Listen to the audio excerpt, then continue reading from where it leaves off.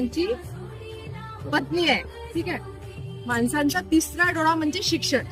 याला मानणाऱ्या यांनी मुलींसाठी शिक्षण हे खूप आवश्यक आहे. यांनी मुलींसाठी पहिली शाळा उघडली होती. यांनी कोणत्या परिस्थितीत शिक्षण घेतलं आहे की ज्या वेळेस मुली शिक्षणाला जात नव्हत्या, लोक जेव्हा या शाळेत शिकायला जायच्या त्यावेळेस लोक यांना गोटे मारायचे, यांच्या अंगावर शेण टाकायचे, यांना शाळेत जाऊ नाही द्यायचे. अशा परिस्थितीमध्ये यांनी शिक्षण घेतलं. ते कधी यांचं लग्न झाल्यानंतर त्यांच्यामुळे आपण काय करतो, शिक्षण घेतो. त्यांच्यामुळे आज मुली शिकत आहे. ज्याच मुली डॉक्टर बनत आहे, इंजिनियर बनत आहे, ते कोणामुळे बनत आहे, सावित्रीबाई